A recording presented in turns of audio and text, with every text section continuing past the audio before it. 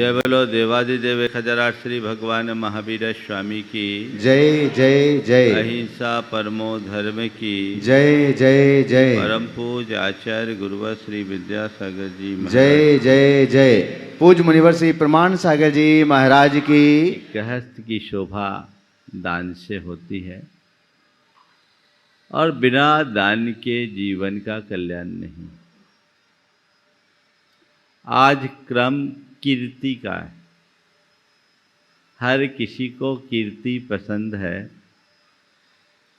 अकीर्ति और अपकीर्ति कोई नहीं चाहता, है ना। सवाल है कीर्ति का, कीर्ति कैसे हो। आज के संदर्भ में चार बातें मैं आप सबसे कहूँगा। कीर्ति पाना, कीर्ति फैलाना, कीर्ति चाहना और कीर्ति को सह नहीं पाना। चारों स्थितियां कीर्ति के साथ जुड़ी हुई है। किसी किसी व्यक्ति की यश कीर्ति बहुत प्रबल होती है, उसे देखकर हर किसी का हृदय हर्ष से भरता है। बहुत ज़्यादा नेम और फेम होता है। हर कोई चाहता है कि मेरी भी कीर्ति हो। चाहते हो कि नहीं? पर कीर्ति होती कैसे है? जिस फूल में सुगंध होगी भौरे अपने आप आएंगे, और सुगंध विहीन पुष्प में कौन आएगा? तुम्हारे अंदर कुछ हो तब तुम्हारा सुयश फैलेगा। किसी ने बहुत अच्छी बात लिखी है, सदाकत खुद बखुद करती है शोहरत जमाने में। सदाकत खुद बखुद करती है शोहरत जमाने में। कभी खुशबू भी कहती है कि मुझे तुम सूंघ कर देखो। सुयश तो सद्गुणों का होता है, और तुम मनुष्य जीवन को पाए हो तो तुम्हें सुयश तो मिलना ही चाहिए। पर सुयश कैसे फैले? तो कहते हैं कीर्ति दानानुसारिणी। कीर्ति दान का अनुसरण करती है। जो मनुष्य जितना अधिक दान करता है उसका उतना अधिक यश फैलता है। आज कीर्ति के संदर्भ में जो वाक्य यहाँ हैं, मैं उनकी चर्चा से अपनी बात को प्रारंभ करता हूँ। गरीबों को दान दो और कीर्ति कमाओ। मनुष्य के लिए इससे बढ़कर लाभ और किसी में नहीं है। गरीबों को दान दो और कीर्ति कमाओ। मनुष्य के लिए इससे बढ़कर लाभ और किसी में नहीं है। अपने मन से पूछो, तुम्हें किसमें लाभ दिखता है? प्रायः मनुष्य अर्थ लाभ को ही अपने जीवन का लाभ मान करके चलता है ना। जब कभी भी आप प्रॉफिट और लॉस के बारे में सोचते हो तो क्या है? केवल पैसों के संदर्भ में देखते हो। हमने पैसा कितना कमाया, पैसों के लाभ को ही जो लाभ गिनते हैं, वे बहुत छोटा लाभ लेते हैं। क्योंकि पैसा का लाभ तो थोड़े दिन का और यही छूट जाने वाला है। पैसे के लाभ के साथ साथ यदि पुण्य और यश का लाभ है तो वही असली लाभ है। पुण्य मनुष्य के भवांतर में भी जाता है और यश व्यक्ति के चले जाने के बाद भी बना रहता है। दानी का सुयश सर्वत्र फैलता है। आज भी हम कर्ण का नाम सुनते ही दानवीर कर्ण के रूप में उसे याद करते हैं। एक ऐसा व्यक्तित्व जिसने मरते दम तक अपनी दानशीलता को नहीं छोड़ा। आखिरी समय में जब उनसे कोई याचक आकर के मांगने आया, कुछ नहीं था, तो घिसट करके चला और अपनी एक सोने की दांत निकाल करके दे दी कि भाई मेरे पास ये दांत भर बचा है, ये तुम ले सकते हो। ये है दानशील व्यक्ति की प्रवृत्ति। कल के संदर्भ में मैंने कहा था कि जो दाता है वो स्वयं को का सर्वनाश होता देख करके भी दान करने के लिए उत्साहित बना रहता है। तो अपने जीवन में ऐसे ही दान की भावना जिसके मन में होती है, उसकी कीर्ति चहुओर बढ़ते रहती है। यश की उपलब्धि जीवन की एक बड़ी उपलब्धि है। इसे जो समझता है वह अपने जीवन में महान लाभ को प्राप्त करता है। दूसरा बात, प्रशंसा करने वालों के मुख में सदा उन लोगों का नाम रहता है जो कि गरीबों को दान करते हैं। जगत में और सब वस्तुएं नश्वर है, परंतु एक अतुल कीर्ति ही मनुष्य की नश्वर नहीं है। देखो, जिस मनुष्य ने दिगंत व्यापी स्थायी कीर्ति पाई है, स्वर्ग में देवता लोग उसे साधु संतों से भी बढ़कर मानते हैं। सवाल कीर्ति का है। कीर्ति चाहते तो सब हैं, चाहते हो कि नहीं चाहते हो? मेरा नाम फैले, मेरा यश फैले, हर किसी की जबान पर मेरा नाम हो और हर किसी की पहली पसंद मैं बनूं, है ऐसा भाव तो अच्छी बात है। हर किसी के जबान पर तुम्हारा नाम रहे, हर किसी की पहली पसंद तुम बनो, तो ऐसा काम भी तो करो जो हर किसी को पहली बार में ही पसंद आ जाए। आजकल लोग अपने यश और नाम के लिए पैसा खर्च करते हैं, दिखावा में, आडंबरों में, और सोचते हैं इससे मेरा नाम होगा। सच्चे अर्थों में देखा जाए तो उससे नाम नहीं, बदनामी ज़्यादा होती है। लोग टीका टिप्पणियाँ ज़्यादा करते हैं या ईर्ष्यालु ज़्यादा प्रकट हो जाते हैं। पर व्यक्ति ऐसी आत्ममुग्धता में जीता है कि उसे ही सब कुछ मानता है। आज किसी व्यक्ति से कहो अच्छे काम में अपना धन लगाए तो उसके लिए 100 बार सोचेगा। पर शादी विवाहों में, पार्टियों में लाखों, अब तो करोड़ों रुपया भी फूंकने में व्यक्ति को संकोच नहीं लगता। एक झटके में सब स्वाहा। वो व्यक्ति इसलिए करता है, एक व्यक्ति ने अपने बेटे के विवाह में काफी मोटी रकम खर्ची, मैं फिगर नहीं बता रहा हूं।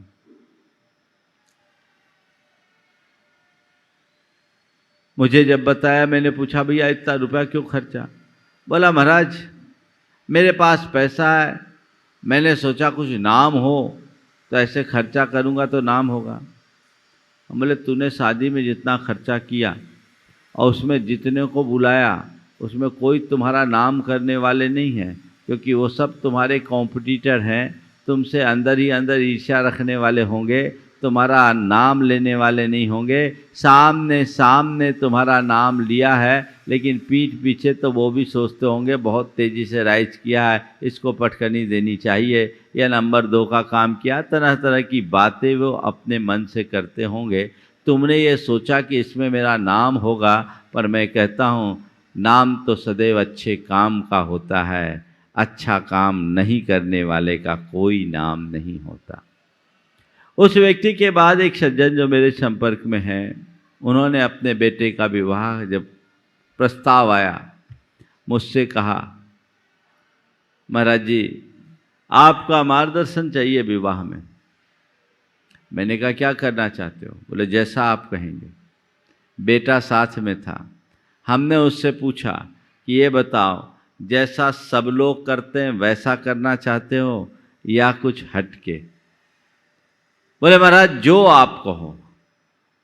हमने उन्हें एक सुझाव दिया कि तुम शादी में जितना खर्च करना चाहते हो उस खर्च में कटौती करो और उतने रुपये से 108 गरीब कन्याओं का विवाह करा दो। देखो तुम्हारा कैसा नाम होता है। रमेश जी सरावगी कोलकाता के, उनने तय किया महाराज जी आपने जैसा बोला हम वैसा ही करेंगे, और उनने अपने बेटे के विवाह में सारे फालतू खर्च को हटाया और रांची के मोरहाबादी में 108 आदिवासी कन्याओं का पानी ग्रहण एक साथ कराया, जिसमें खुद राज्यपाल उपस्थित हुए। देश भर के मीडिया में वो चर्चा का विषय बनाना, ये एक सुयश है। खर्च किया, हो सकता है उससे ज़्यादा भी लोग खर्च करते होंगे, करे होंगे, लेकिन वो खर्च की भांति दिखा। और ये खर्च धन का खर्च नहीं, सदव्य के रूप में दिखा, जिससे अनेकों की दुआएं मिली, अनेकों का घर बसा। उनने न केवल विवाह किया अपितु पानी ग्रहण के साथ उनकी पूरी गृहस्थी की व्यवस्था भी साथ में दी और वो खर्च दिया। तो ये एक रास्ता है। मनुष्य कीर्ति को चाहता है, पर कीर्ति फैले ऐसा काम तो करो। अच्छा काम करने वालों का अच्छा नाम होता है, और जो अच्छा काम नहीं करते लोग उसे पसंद भी नहीं करते। तो अपने जीवन में कीर्ति उन्हें मिलती है जो सतत अच्छा काम करते हैं। अच्छा काम करो और अच्छा काम करने के साथ साथ कीर्ति फैलाओ। किसकी? अच्छा काम करने वालों की, अपने पुरखों की, अपने पूर्वजों की कीर्ति की रक्षा करना प्रत्येक गृहस्थ का पहला कर्तव्य है। तो तुम्हारी जो गुडविल है, तुम्हारा जो सुयश है, तुम्हारे परिवार का जो विरुद्ध है, उसे मेंटेन करना भी तुम्हारी जिम्मेदारी है। उसे निभा करके चलना चाहिए, उसे किसी भी हालत में परिवर्तित नहीं करना।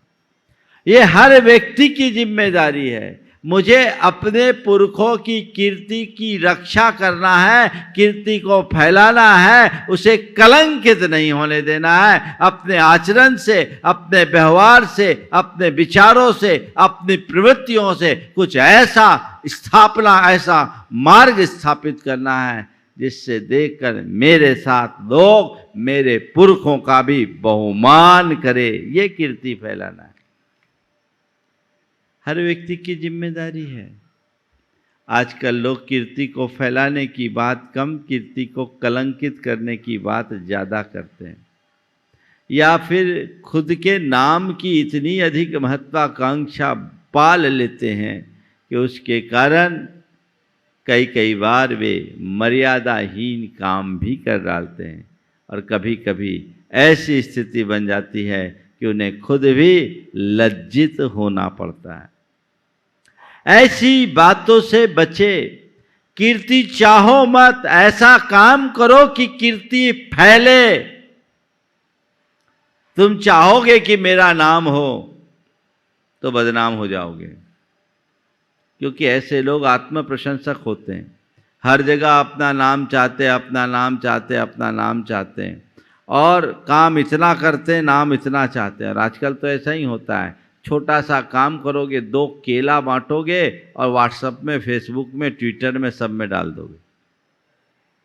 काम थोड़ा किया, नाम ज़्यादा। हम आपसे पूछते हैं, ऐसे पोस्ट डालने वालों के प्रति आपकी क्या प्रतिक्रिया होती? सकारात्मक या नकारात्मक? हाँ बोलो। हाँ, तो फिर आप अपनी नकारात्मक प्रतिक्रिया लेने के लिए ऐसे पोस्ट डालते क्यों? घटिया काम करने वालों का बढ़िया नाम नहीं हो सकता,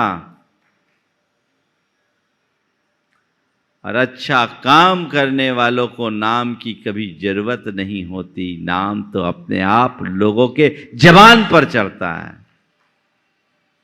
ऐसी चाह मन में न पालो कि लोग मेरा नाम ले, ऐसा काम करो कि लोगों की जबान पर तुम्हारा नाम हो। आज हर कोई महत्ता पाने की चाह रखता है, महान बनने का रास्ता नहीं अपनाता। अच्छा बनोगे तो अच्छा अपने आप कहलाओगे, अच्छा करोगे तो अच्छा अपने आप कहलाओगे। अच्छा करो मत, अच्छा बनो मत, मैं अच्छा कहलाऊं, ऐसी सोच रखना कतई अच्छी नहीं है। तो कीर्ति पाना, कीर्ति फैलाना, कीर्ति को फैलाओ। क्या बात कही है देखो, वह विनाश जिससे कीर्ति में वृद्धि हो, और वह मृत्यु जिससे लोकोत्तर यश की प्राप्ति हो, ये दोनों बातें किन्हीं आत्मबलशाली पुरुषों के मार्ग में ही आती है। वह विनाश जिसमें कीर्ति में वृद्धि हो, और वह मृत्यु जिससे लोकोत्तर यश की प्राप्ति हो, ये दोनों बातें किन्हीं आत्मबलशाली पुरुषों के मार्ग में ही आती है। जिन मनुष्यों का आत्मबल मजबूत होता है और जिनका जीवन पूरी तरह ध्येयनिष्ठ होता है, वे सदैव ऐसा ही काम करते हैं जो उनको सुयश दिलाता है। ऐसा कोई काम नहीं करते जिससे उनके जीवन में कलंक लगता हो। कलंक लगे ऐसा काम कतई मत करो, न होने दो। क्या करें, विनाश भी हो पर कीर्ति की वृद्धि हो तो स्वीकार है, मृत्यु हो लेकिन फिर भी लोकोत्तर यश की प्राप्ति हो तो हमें स्वीकार है। लोग मृत्यु तुल्य कष्ट को पाने के लिए तैयार हो जाते हैं, लेकिन कभी भी मर्यादा विहीन आचरण नहीं करते। हमारे बीच ऐसे अनेक उदाहरण हैं जिनने घोर विपदा का सामना किया, लेकिन अपने सत्य से विचलित नहीं रहे। आज वे चले गए तो भी उनका सुयश यहाँ पर है। हम सेठ सुदर्शन की बात करते हैं। सुदर्शन सेठ के ऊपर मिथ्या आरोप लगाया गया। उन्होंने उसका कोई प्रतिवाद नहीं किया। वो चाहते तो रानी का सत्य उजागर कर सकते थे, पर्दाफाश कर सकते थे, क्योंकि उनके साथ उनका सत्य था।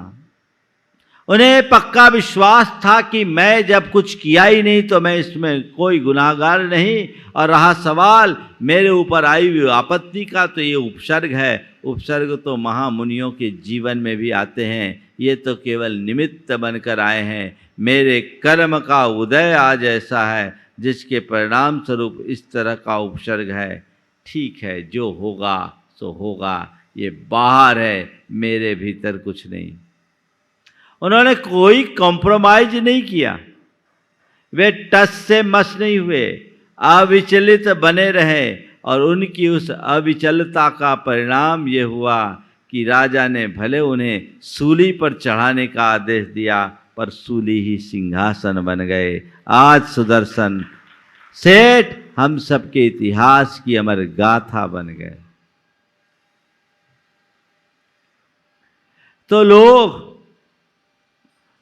कैसा भी विनाश हो उसे स्वीकार कर लेते हैं, क्योंकि उनका लक्ष्य ऊंचा है, ध्येय विस्तृत है। जिनका लक्ष्य ऊंचा होता है, जिनका ध्येय विस्तृत होता है, वे कभी हल्केपन में कोई काम नहीं करते। अपने जीवन को उसी रास्ते पर आगे बढ़ाने की कोशिश करना चाहिए जिससे हम अपने जीवन को सही बना सके, अच्छा बना सके और लोगों के लिए अच्छी प्रेरणा दे सके। यदि मनुष्य को जगत में पैदा ही होना है तो उसको चाहिए कि वह सुयश का उपार्जन करे।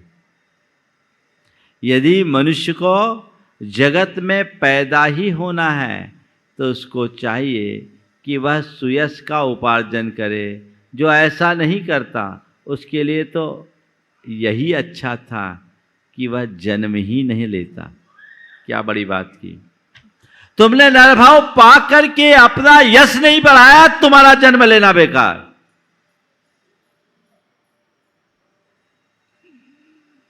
कुछ काम करो, कुछ काम करो, जग में रहकर कुछ नाम करो, यह जन्म हुआ किस अर्थ अहो, समझो जिसमें कुछ व्यर्थ न हो। आप सब ने पढ़ा है, बचपन में ये कविता सबको पढ़ाई गई। कुछ काम करो, कुछ काम करो, कुछ करके गुजरो। मनुष्य के मन में ऐसी एक महत्वाकांक्षा होनी चाहिए, लेकिन वो महत्वाकांक्षा सही होनी चाहिए, कुंठित नहीं। सही साधन से साध्य तक पहुंचने का लक्ष्य होना चाहिए, गलत रास्ते को अपनाकर नहीं। कुछ लोग हैं जो शॉर्टकट अपनाते हैं और इसी सुयश के फेर में गलत रास्ता अपना लेते हैं, तो उनका सुयश कम, अपयश ज़्यादा फैल जाता है। एक जगह मैं था, हमारा प्रवास था। एक युवक, पर्सनालिटी देखने में अच्छी थी, गले में मोटी चेन, पर्स में हमेशा पैसा रखता रहता था और कहीं भी होता तुरंत दिलेरी से खर्चा करता।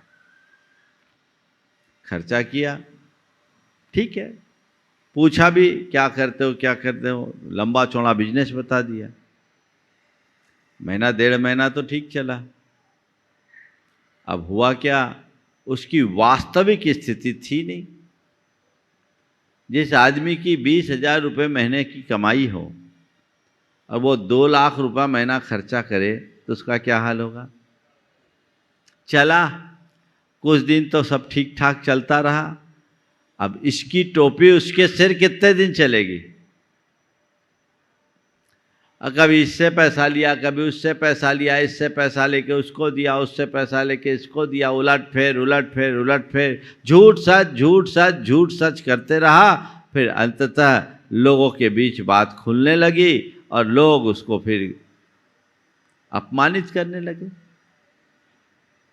जब मेरे कान में आई बात कि इस आदमी पर तो बहुत कर्जा है, एक दिन मैंने उससे अकेले में बुला करके पूछा, क्योंकि फिर वो आने से भी कतराने लगा।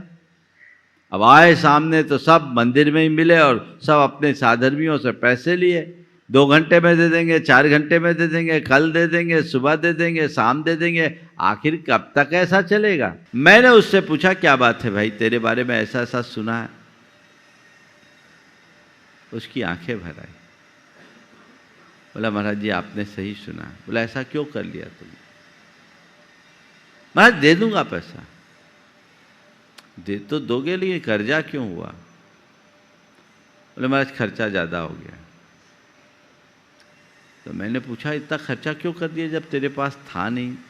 बोला महाराज मैंने सोचा आप यहाँ आए हो, आपसे जुड़ूंगा, खर्चा करूंगा तो समाज में मेरा नाम होगा। महाराज जी मैं अपना नाम चाहता था, मैं चाहता था कि लोग मुझे पहचाने, लोग मुझे जाने। हम बोले तूने अच्छी पहचान बना ली। अब तेरी पहचान कैसी बनी पता है। अब तेरे ऊपर कोई भरोसा नहीं करते, तेरे लिए कोई 100 रुपया भी देने को तैयार नहीं है। इससे भला तो तू पहले अच्छा था।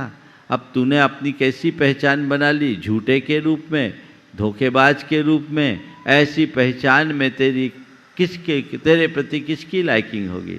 तो नाम के चाह में बदनाम हो गया। अच्छी बात तो ये थी कि भले तो इतना खर्च करने की जगह 1 रुपया भी खर्च नहीं करता, अपनी सेवा, अपने सद्भाव और सहयोग से भी तू अपनी एक पहचान बना सकता था, जो ईमानदार पहचान थी। तू ये सोचा कि मैं खर्च कर करके अपनी पहचान बनाऊंगा, तो ये तेरी कुंठित महत्वाकांक्षा थी। मैंने समझाया और उस समय तक उसके ऊपर 12 लाख का कर्जा चढ़ गया था, 1-2 रुपये का नहीं, जो उसकी हैसियत की दृष्टि से बहुत ज़्यादा था। ठीक है, लोगों ने मिल करके बैठ करके उसका रास्ता निकाला, उसका स्थितिकरण हुआ, उसकी कुछ संपत्ति उसे बेचनी पड़ी। लेकिन कहने का तात्पर्य यही है कि कई बार लोग यश पाने के चक्कर में ऐसा कर्म कर देते हैं जिससे उल्टा अपयश होता है।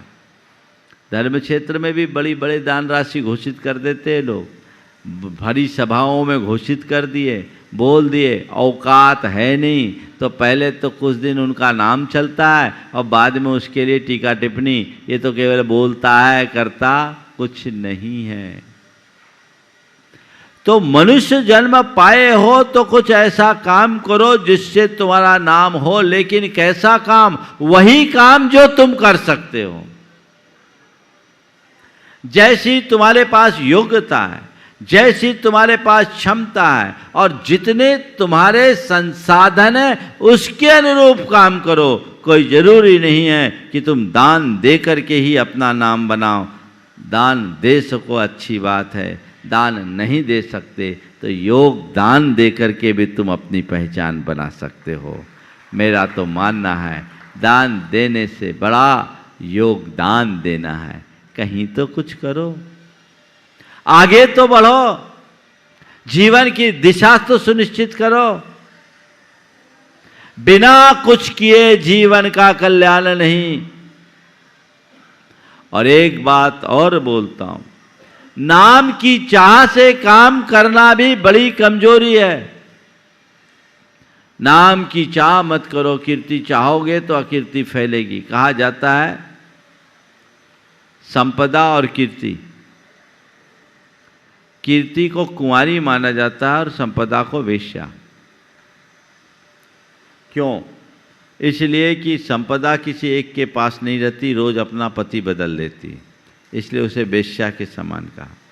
और कीर्ति को कुंवारी इसलिए कहा जाता है कि जो कीर्ति को चाहते हैं कीर्ति उन्हें नहीं चाहती, और जिसे कीर्ति चाहती है वो कीर्ति की तरफ देखते नहीं है, इसलिए बेचारी कुंवारी रह गई, उसका विवाह ही नहीं हो पाया। जो कीर्ति को चाहते कीर्ति उसे पसंद नहीं करती, और जिसे कीर्ति पसंद करती है वो कीर्ति को पसंद नहीं करते, उसकी तरफ देखते नहीं, इसलिए कीर्ति कुंवारी है। यश चाहने से नहीं मिलता, यश तो वैसा काम करने से मिलता है। इसलिए हमेशा अपने आप को देखने के लिए ध्यान रखने की ज़रूरत है।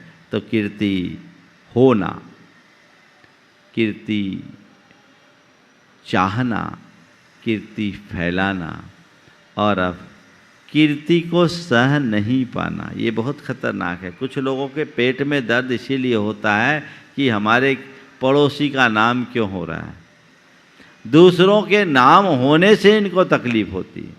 बहुत अच्छी बात लिखी, जो लोग दोषों से सर्वथा रहित नहीं हैं, जो लोग दोषों से सर्वथा रहित नहीं हैं, वे स्वयं निज पर तो नहीं बिगड़ते, पर वे अपनी निंदा करने वालों पर क्यों क्रुद्ध होते हैं। अरे तुम्हारे अंदर दोष है तो तुम्हारी आलोचना होगी, तुम्हारी निंदा करने वाले पर तुम क्रुद्ध क्यों हो रहे हो। सच्चे अर्थों में तुम्हें बिगड़ना है तो आलोचक पर मत बिगड़ो, अपने ऊपर बिगड़ो कि देखो मेरे अंदर क्या बिगाड़ है जिसे मुझे सुधार करना है। प्रायः मनुष्य के मन में जब ईर्ष्या की प्रबल भावना होती है तो वो दूसरे का सुयश नहीं सह पाता। ईर्ष्यालु व्यक्ति का चित्त बड़ा संकीर्ण होता है, हृदय बड़ा अनुदार होता है।